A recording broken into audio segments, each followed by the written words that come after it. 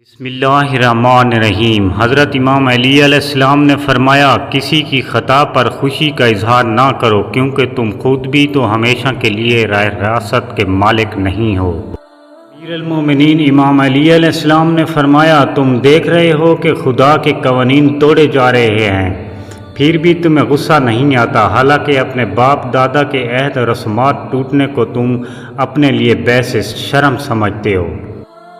حضرت رسول خدا صلی اللہ علیہ وآلہ وسلم نے فرمایا، وہ علم جس سے فائدہ حاصل نہ کیا جائے اس خزانے کی طرح ہے جسے خرچ نہ کیا جائے۔ امام جعفر صادق علیہ السلام نے فرمایا، حضرت ابوذر رحمۃ اللہ کی اکثر عبادات دو عادتیں تھیں، نمبر 1 غور و فکر کرنا، نمبر 2 عبرت حاصل کرنا۔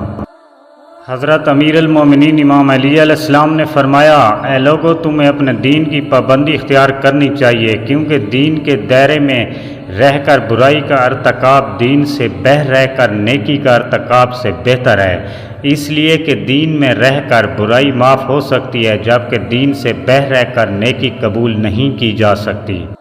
حضرت رسول خدا صلی اللہ علیہ وآلہ وسلم نے فرمایا، جو شخص 40 دن تک حلال غذا کھائے گا، خداوند عالم اس کے دل کو منور کرے گا۔ امام علی ابن ابی طالب نے فرمایا، خدا کا محبوب ترین بندہ وہ ہے جس نے عدل کو اپنے اوپر لازم قرار دیا ہے۔ حضرت بی بی سلام اللہ علیہا کا یزید کے دربار میں تاریخی جملہ، اے یزید، خدا کی قسم تم ہمارے ذکر کو مٹا نہ سکو گے۔ امام حسین علیہ السلام نے فرمایا، اگر میرے 100 بیٹے ہوتے تو میں اپنے ہر بیٹے کا نام علی علیہ السلام رکھتا۔ حضرت امیر المومنین امام علی علیہ السلام نے فرمایا، بندے کے اس دنیا میں نیک اعمال آخرت میں ان کی آنکھوں کا تارا ہوں گے۔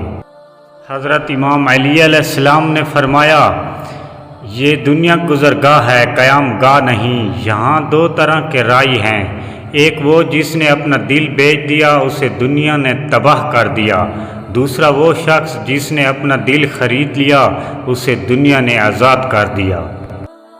شاہ نجف امیر المومنین مولا علی ابن ابی طالب نے فرمایا، سب سے زیادہ بیوقوف وہ ہے جو یہ خیال کرے کہ سب سے زیادہ ذہین وہ ہے۔ حضرت امام علی علیہ السلام نے فرمایا، سچائی تمہیں عزت دے گی اگرچہ تمہیں اس سے ڈر ہی کیوں نہ لگتا ہو، اور جھوٹ تمہیں ہلاک کر دے گا اگرچہ تم اس سے مطمئن ہو۔ حضرت امام علی علیہ السلام نے فرمایا، جو شخص اپنے عیب پر نگاہ رکھتا ہے وہ دوسروں کی عیب جوئی نہیں کرتا۔ ایک شخص رسول خدا صلی اللہ علیہ وسلم کی خدمت میں حاضر ہوا اور دریافت کیا کہ وہ کون سا عمل ہے جو سب سے زیادہ لوگوں کو جہنمی بناتا ہے۔ حضرت صلی اللہ علیہ وآلہ وسلم نے جواب دیا، وہ جھوٹ ہے۔ امام علی علیہ السلام نے فرمایا، جب تم یہ دیکھو کہ خدا مسلسل بلائیں نازل کر رہا ہے تو سمجھو وہ تمہیں بیدار کر رہا ہے۔